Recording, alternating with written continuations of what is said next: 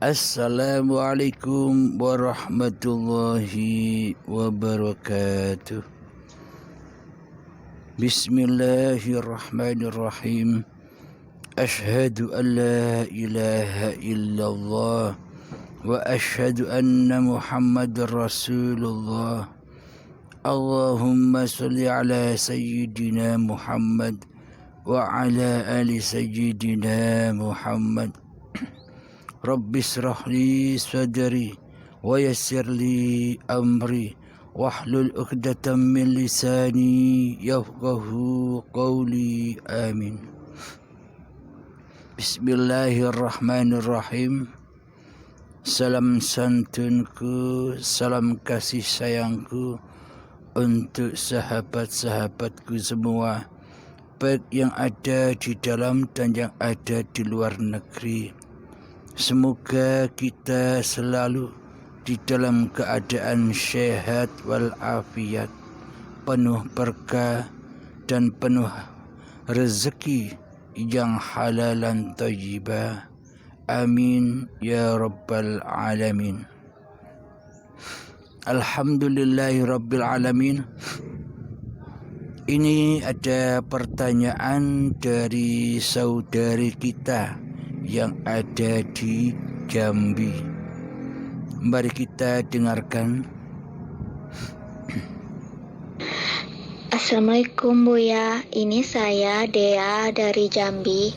Saya ingin menanyakan bagaimana supaya pikiran kita ketika sholat itu khusyuk dan pikiran kita itu ke Baitullah Buya. Dan bagaimana juga supaya sholat kita itu tidak diganggu dengan pikiran duniawi. Terima kasih Buya. Assalamualaikum. Waalaikumsalam warahmatullahi wabarakatuh. Bagaimanakah cara sholat yang khusyuk? Bagaimanakah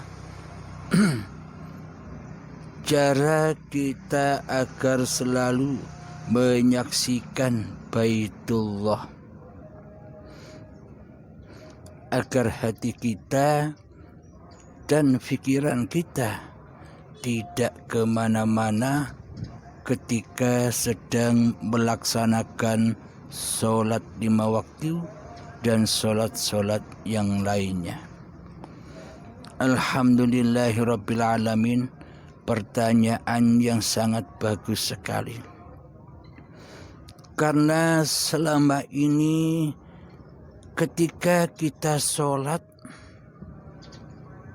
seakan-akan kita sholat, akan tetapi hakikatnya, sejatinya di sisi Allah kita tidak sholat, melainkan kemaksiatan saja, melainkan persekutuan saja, dan melainkan hanya main-main saja.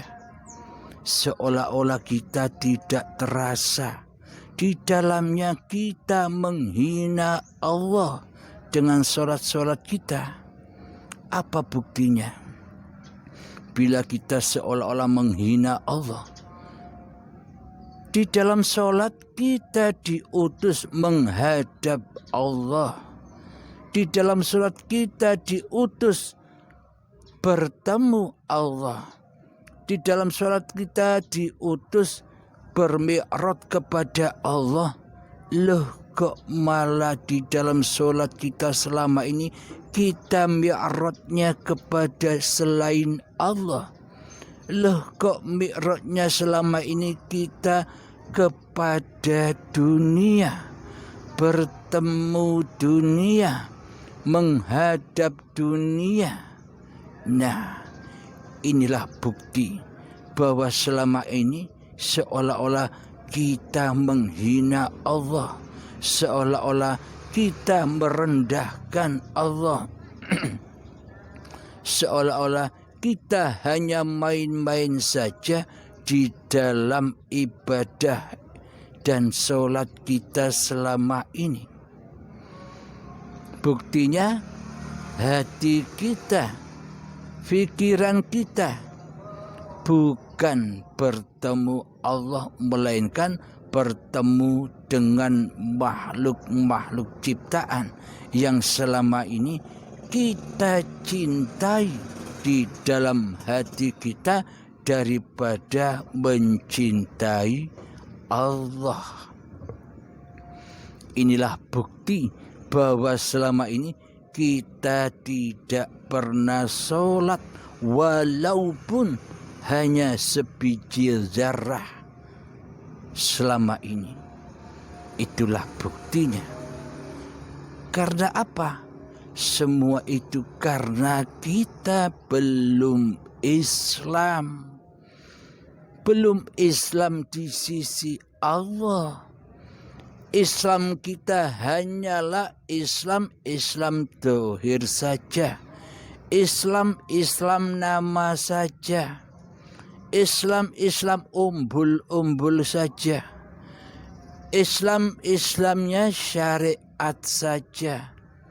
Islamnya badan saja. Melaksanakan rukun-rukun Islam secara badania saja. Sedangkan hati kita selama ini bersembunyi dari keislaman kita secara dohiriyah. Sedang agama dan bertuhan kita selama ini hanyalah untuk tempat sembunyi, hanyalah untuk tameng, hanyalah untuk bungkus-bungkusnya hati kita yang selama ini yang ateis, yang tidak bertuhan, melainkan mentuhankan selain Allah di hati kita, melainkan menjadikan wali selain Allah di hati kita selama ini, melainkan menjadikan penguasa selain Allah di hati kita selama ini, melainkan menjadikan hidup selain Allah di hati kita selama ini. Bagaimana mungkin kita bisa menyembah Allah sementara di dalam hati kita, kitalah yang jadi Allah, tapi tidak terasa. Bagaimana mungkin kita bisa mengabdi kepada Allah sementara kitalah yang merasa hidup? Bagaimana mungkin kita bisa menyembah kepada Allah sementara kita sendirilah yang merasa berkuasa atas diri kita sendiri daripada Allah yang menciptakan kita? Kenapa itu semua terjadi? Karena di dada kita, di hati kita belum ada iman dan Islam. Bagaimana mungkin kita bisa ihsan menuju kepada Allah? Iman saja tak ada, apalagi Islam. Ini babakan hati, ini babakan batiniah. Karena Allah itu mementingkan batiniahnya daripada syariatnya. Allah mementingkan hati daripada aktivitas-aktivitas dohiriyah kita. Allah tidak memandang rupa dan hartamu. Allah tidak memandang setinggi apapun ilmu-ilmumu. Allah tidak memandang sebanyak apapun amal-amal sholat dan ibadahmu. Dan Allah tidak memandang kemuliaan-kemuliaan nasab-nasabmu di sisi makhluk. Akan tetapi Allah hanya memandang hatimu. Di dalam hatimu itu yang wujud, yang ada, yang hidup, yang berkuasa, yang punya kehendak. Di situ, di dalam hatimu itu aku ataukah masih dirimu yang menjadi Tuhan dan penguasa di dalamnya. Hanya itu yang dipandang oleh Allah. Di dalam hati kita, kita mempertuhankan Allah secara kafah, ataukah kita masih mempertuhankan hawa nafsu kita sendiri secara kafah di dalam hati kita selama ini. Tentunya bila hawa nafsu kita selama ini berkuasa atas hidup dan badan ini, mana mungkin kita bisa mengabdi dan menyembah kepada Allah. Sementara posisi kita sebagai bagaikan Allah di hati kita. Tentunya Allah gaib, tentunya Allah tiada bagi kita. Bagaimana mungkin kita menyembah, mengabdi kepada yang gaib, kepada yang tiada? Itu semua selama ini hanyalah angan-angan belaka. Beragama dan bertuhan kita selama ini di dada kita hanyalah angan-angan saja, bayangan saja, imajinasi saja. Seolah-olah kita sholat, tapi hakikatnya maksiat. Seolah-olah kita ibadah, tapi hakikatnya hati hengkang menghadap Tuhan pencipta diri kita. Kita selama ini hanyalah bersenda gurau saja. Kita selama ini meremehkan Tuhan yang menciptakan diri kita.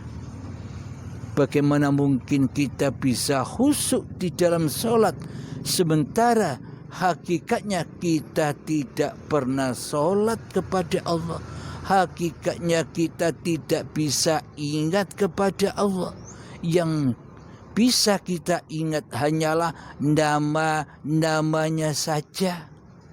Hakikatnya di dalamnya kita tidak mengingat nama Allah jua. Yang kita ingat, yang paling kita ingati di dalam hati kita ketika kita sedang sholat ataupun zikir ataupun beribadah, kita selalu ingat kepada Tuhan, hawa nafsu kita sendiri, daripada mengingat Allah. Kita hanya mengingat bahwa diri kitalah yang bisa sholat. Kita hanya ingat bahwa diri kitalah yang bisa beribadah. Kita hanya ingat bahwa diri kitalah yang bisa berzakat. Kita hanya ingat bahwa diri kitalah yang bisa puasa. Kita hanya ingat bahwa diri kitalah yang bisa berhaji dan berumrah. Kita ingat bahwa hanya diri kitalah yang bisa bersedekah, yang menjadi dermawan, yang baik hatinya. Seluruhnya yang diingat hanyalah hawa nafsu kita sendiri. Bagaimana mungkin dikatakan beriman, mengabdi, beribadah kepada Allah, sementara Allah tiada. Allah gaib di hati kita. Maka selamanya kita takkan pernah bisa mengabdi dan beribadah kepada Allah walaupun sebiji zarah pun. Apa sebabnya? Karena kita selama ini tidak mengenal Allah. Itulah puncak dari segala puncak apa yang kita risaukan selama ini. puncak segala puncak keabadian kezaliman, kejahiliaan hati kita selama ini kepada Allah. Karena selama ini sholat dan ibadah kita hanyalah menipu Allah daripada mengabdi dan menyembah kepada Allah. Coba cek, rasakan hatimu, dalami, hayati pernyataan ini. Alhamdulillahirabbil alamin. Semoga kita semua bisa terbuka hati kita dalam rangka memperbaiki kualitas keimanan kita kepada Allah, kualitas keislaman kita di sisi Allah, dan kualitas ihsan kita di sisi Allah. Alhamdulillah, jawaban ini belum selesai. Kita akan lanjutkan di episode yang akan datang. Semoga kita semua bisa terbangun, menyadari kesadaran, kesalahan, kezaliman, kejahiliaan selama ini yang kita aplikasikan dalam hati. Semoga kita cepat lekas menyadarinya. Mohon ampunlah kepada Allah dengan cara mengenal Allah. Amin ya rabbal alamin. Akhir kalam, Rabbana atina fid dunya hasanah wa fil akhirati hasanah wa qina adzabannar. Wa sallallahu ala sayyidina Muhammad wa ala alihi wa sahbihi wa sallam. Walhamdulillahi rabbil alamin. Assalamualaikum warahmatullahi wabarakatuh.